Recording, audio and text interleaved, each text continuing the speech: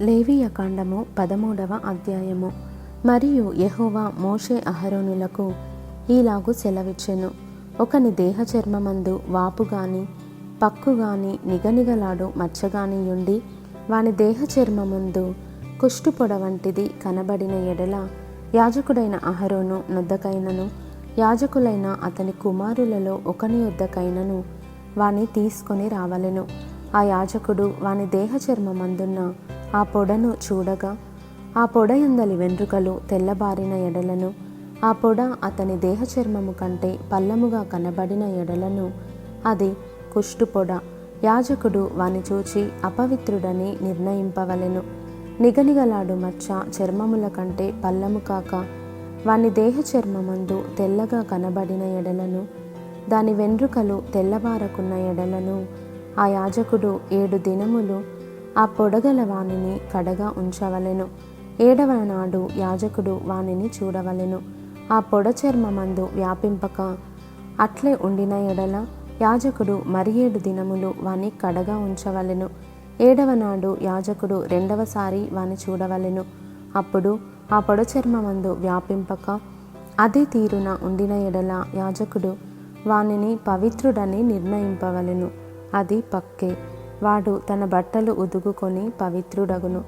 అయితే వాడు తన శుద్ధి విషయము యాజకునికి కనబడిన తరువాత ఆ పక్కు చర్మమందు విస్తారముగా వ్యాపించిన ఎడల వాడు రెండవసారి యాజకునికి కనబడవలెను.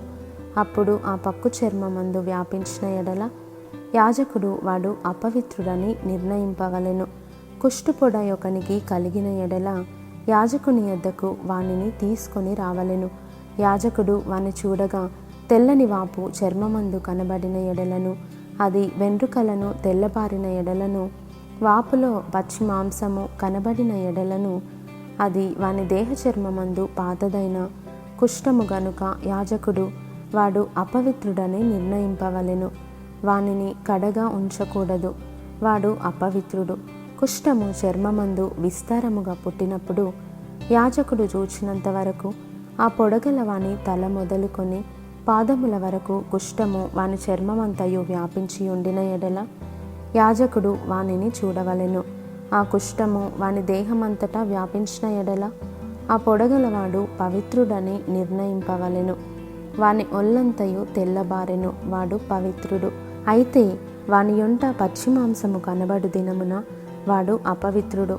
యాజకుడు ఆ పచ్చి మాంసమును చూచి వాడు అపవిత్రుడని నిర్ణయింపవలెను. ఆ పచ్చి మాంసము అపవిత్రమే. అది కుష్ఠము. అయితే ఆ పచ్చి మాంసము ఆరి తెల్లవారిన ఎడల వాడు యాజకుని యొద్దకు రావలెను.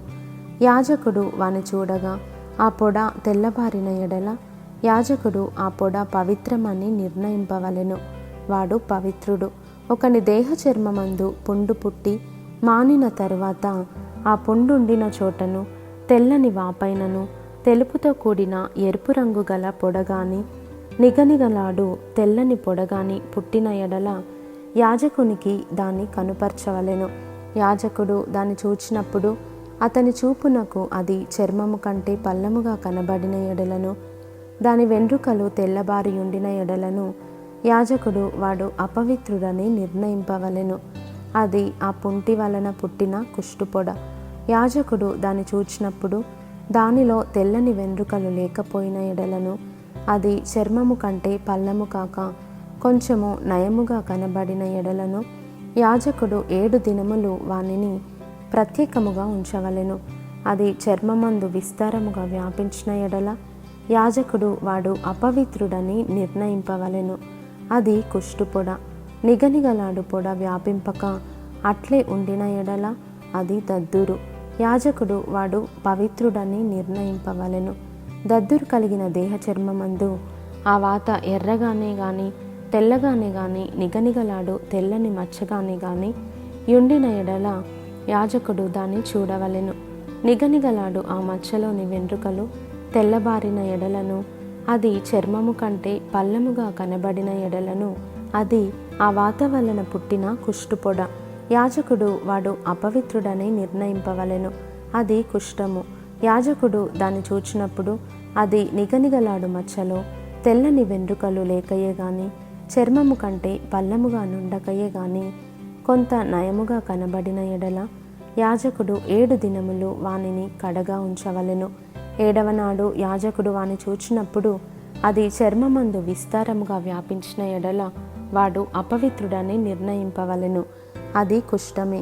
అయితే నిగనిగలాడు మచ్చ చర్మమందు వ్యాపింపక ఆ చోటనే ఉండి కొంచెము నయముగా కనబడిన ఎడల అది వాతపు వాపే. వాడు పవిత్రుడని యాజకుడు నిర్ణయింపవలెను. అది వాతపు మంటయే. పురుషునికైనను స్త్రీకైనను తలయందేమి గడ్డమందేమి పొడ పుట్టిన ఎడల యాజకుడు ఆ పొడను చూడగా అది చర్మము కంటే పల్లముగాను సన్నమైన పసుపు పచ్చ వెంట్రుకలు కలదిగాను కనబడిన ఎడల వాడు అపవిత్రుడని యాజకుడు నిర్ణయింపవలెను. అది బొబ్బ, తల మీదనేమి గడ్డము మీదనేమి పుట్టిన కుష్ఠము.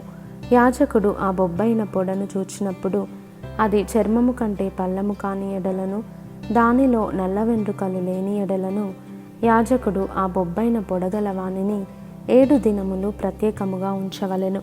7వ నాడు యాజకుడు ఆ పొడను చూడవలెను. ఆ బొబ్బ వ్యాపింపకయుండిన ఎడలను దానిలో పసుపు పచ్చ వెంట్రుకలు లేని ఎడలను చర్మము కంటే పల్లము కాని ఎడలను వాడు క్షౌరము చేసుకొనవలెను గాని ఆ బొబ్బ క్షౌరము చేయకూడదు.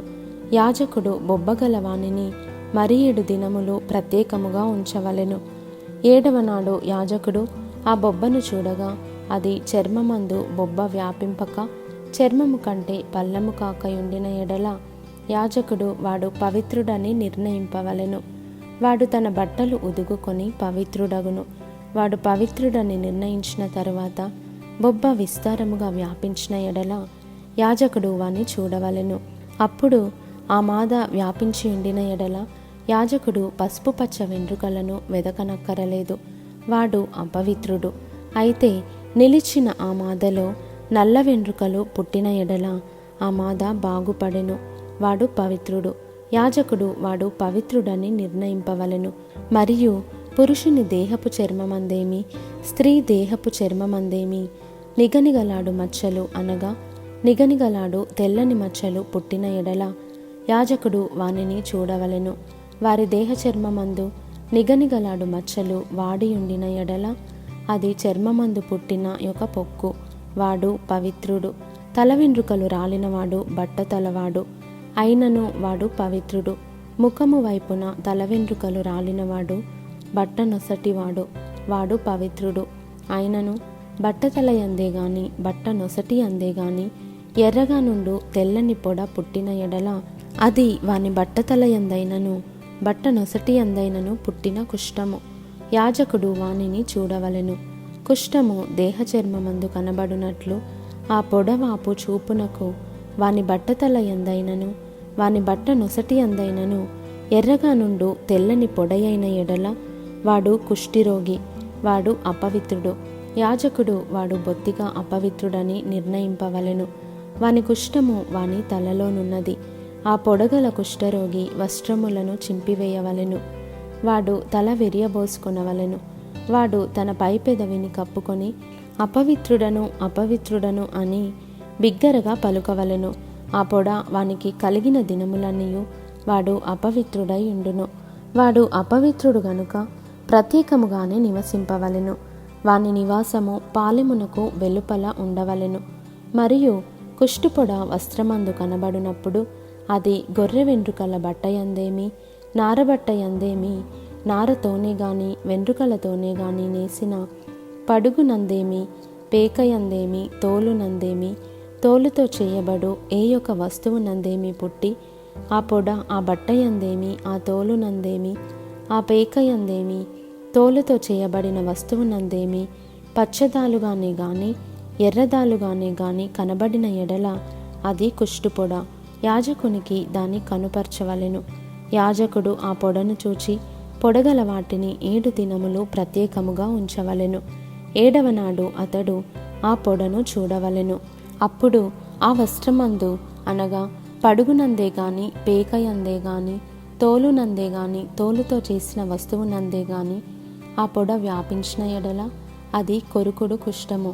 అది అపవిత్రము. కావున అతడు ఆ పొడ దేనిలో ఉన్నదో ఆ వస్త్రమును వారతోనేమి వెంట్రుకలతోనేమి చేసిన పడుగును, పేకను, తోలుతో చేసిన ప్రతి వస్తువును అగ్నితో కాల్చివేయవలెను. అది కొరుకుడు కుష్టము. అగ్నితో దాన్ని కాల్చివేయవలెను. అయితే యాజకుడు చూచినప్పుడు ఆ పొడ ఆ వస్త్రమందు అనగా పడుగునందేమి, పేకయందేమి, తోలుతో చేసిన మరి దేని అందేమి వ్యాపింపకపోయిన ఎడల యాజకుడు ఆ పొడగల దానిని ఉదకనాజ్ఞాపించి మరి 7 దినములు దానిని విడిగా ఉంచవలెను. ఆ పొడగల దానిని ఉదికిన తరువాత యాజకుడు దానిని చూడవలెను. ఆ పొడ మారకపోయినను వ్యాపింపకపోయినను అది అపవిత్రము. అగ్నితో దానిని కాల్చివేయవలెను. అది లోవైపున గాని పైవైపున గాని పుట్టినను కొరుకుడు కుష్టముగా ఉండును. యాజకుడు దానిని చూచినప్పుడు వస్త్రము ఉదికిన తరువాత ఆ పొడ వాడియుండిన ఎడల అది ఆ వస్త్రంలో ఉండినను, తోలులో ఉండినను, పడుగులో ఉండినను, పేకలో ఉండినను యాజకుడు వాటిని చింపివేయవలెను. అటు తరువాత అది ఆ వస్త్రమందే గాని, పడుగునందే గాని, పేకయందే గాని, తోలుతో చేసిన దేని అందే గాని కనబడిన ఎడల అది కొరుకుడు కుష్టము. ఆ పొడ దేనిలోనున్నదో దానిని అగ్నితో కాల్చివేయవలెను. ఏ వస్త్రమునే గాని, పడుగునే గాని, పేకనే గాని, తోలుతో చేసిన దేనినే గాని ఉదికిన తరువాత ఆ పొడ వదిలిన ఎడల 2వ మారు దానిని ఉదకవలెను. అప్పుడు అది పవిత్రమగును. బొచ్చు బట్టయందే గాని, నారయందే గాని, పడుగునందే గాని, పేకయందే గాని, తోలు వస్తువుల యందే గాని యుండు కుష్టు పొడను గూర్చి అది పవిత్రమని అపవిత్రమని నీవు నిర్ణయింపవలసిన విధి ఇదే.